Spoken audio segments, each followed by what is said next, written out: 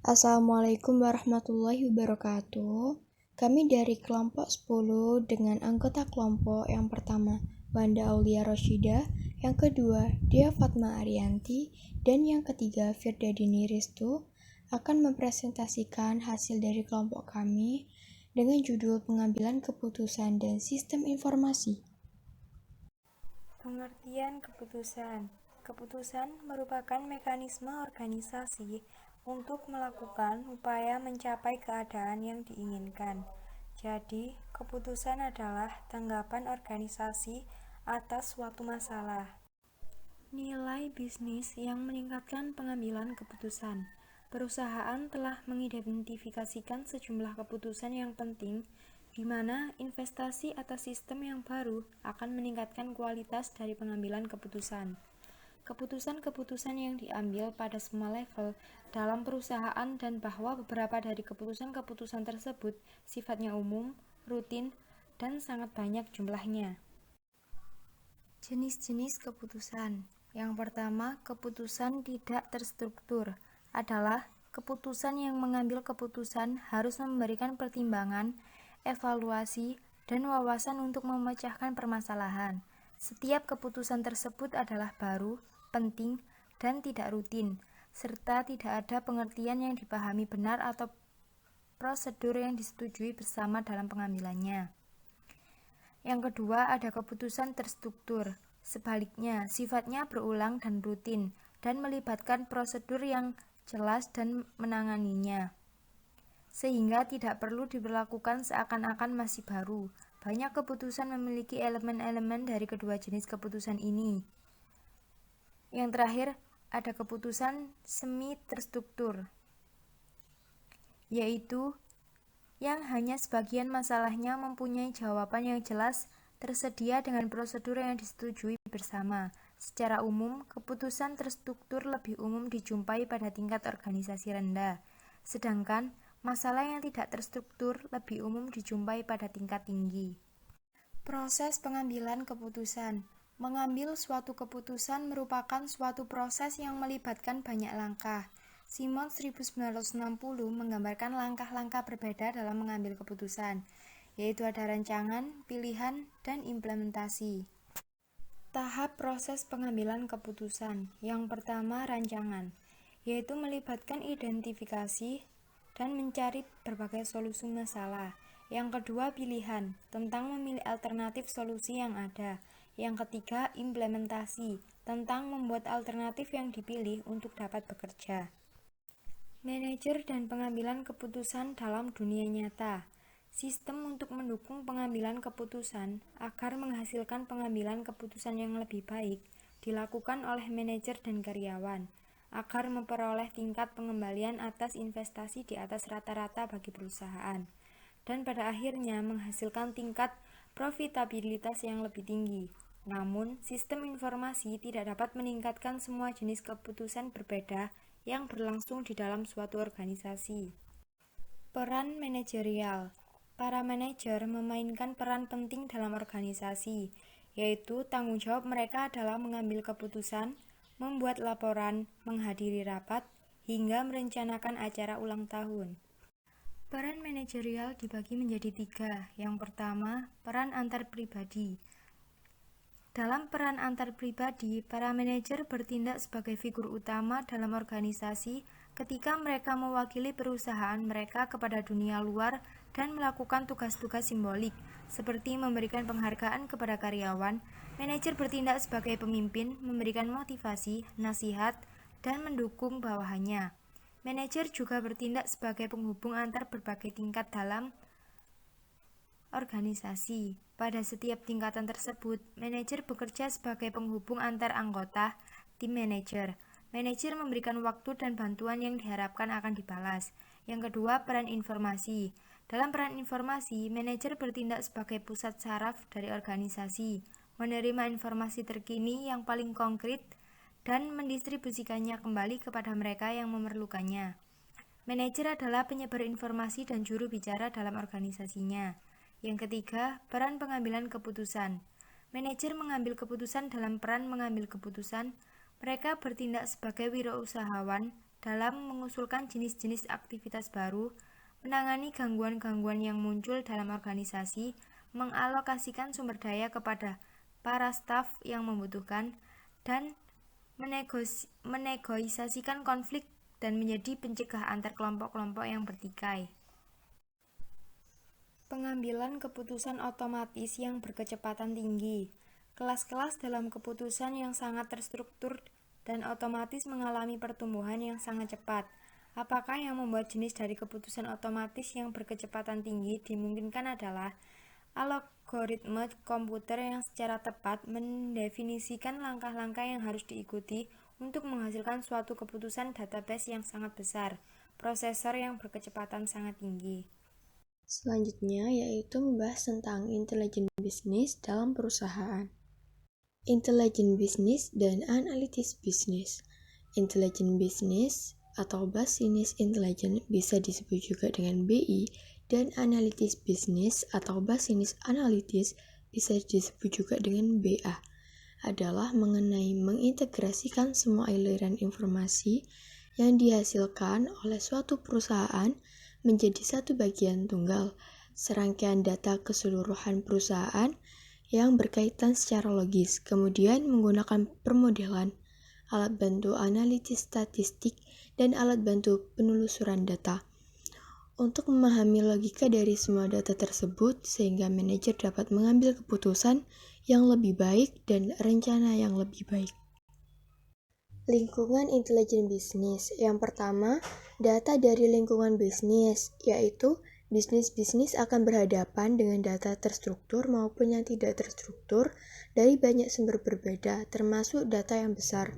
Yang kedua, infrastruktur intelijen bisnis, yaitu dasar yang mendasari intelijen bisnis merupakan suatu sistem database yang luar biasa yang menangkap semua data yang relevan untuk mengoperasionalkan bisnis. Yang ketiga, seperangkat alat bantu analitis bisnis, yaitu seperangkat alat bantu perangkat lunak yang digunakan untuk menganalisis data dan menghasilkan laporan. Yang keempat, metode dan pengguna manajerial, yaitu perangkat keras intelijen bisnis dan perangkat lunak hanya sama cerdasnya dengan manusia yang memanfaatkannya. Yang kelima, platform pengiriman SIM, DSS, atau ISS, yaitu hasil dari intelijen bisnis dan analitis bisnis yang dikirimkan kepada para manajer dan para karyawan dalam berbagai macam cara. Yang keenam, antarmuka pengguna. Pelaku bisnis tidak lagi terkait pada meja kantor dan desktop mereka. Intelijen bisnis dan kapabilitas analitis. Ada 6 fungsionalitas analitis dari sistem BI untuk mencapai hasil akhir. Yang pertama, laporan produksi. Ini merupakan laporan yang telah didefinisikan sebelumnya yang didasarkan pada kebutuhan spesifik dari industri. Yang kedua, laporan yang memiliki parameter. Para pengguna memasuki beberapa parameter seperti yang terdapat pada label pivot untuk menyaring data dan mengisolasi dampak dari parameter. Yang ketiga, dashboard atau scorecard. Ini merupakan alat bantu visual untuk menyajikan data kinerja yang didefinisikan oleh para pengguna. Yang keempat, ad hoc query atau pencarian atau penciptaan laporan. Ini memungkinkan bagi para pengguna untuk menciptakan laporan mereka sendiri berdasarkan pada query dan pencarian. Yang kelima, penelusuran. Ini merupakan kemampuan untuk berpindah dari tingkat ringkasan yang tinggi ke pandangan yang lebih terperinci. Yang keenam, peramalan, skenario, atau model. Ini merupakan kemampuan untuk melaksanakan peramalan linear, analisis skenario bagaimana dan jika, dan menganalisis data dengan menggunakan alat bantu statistik yang standar. Analitis prediktif. Analitis prediktif atau prediktif analytical menggunakan analisis statistik, teknik penelusuran data, data historis, dan asumsi mengenai kondisi pada masa mendatang untuk memprediksi kecenderungan masa yang akan datang dan pola perilaku.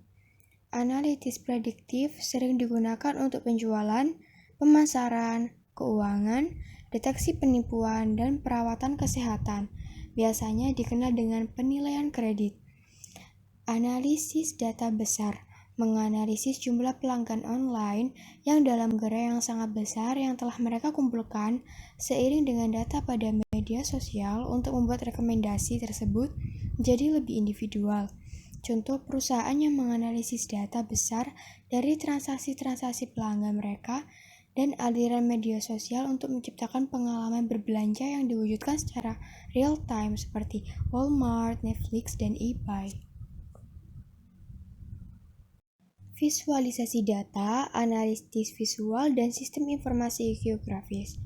Visualisasi data atau data visualization adalah alat bantu analisis visual untuk membantu para pengguna melihat pola dan hubungan dalam jumlah besar.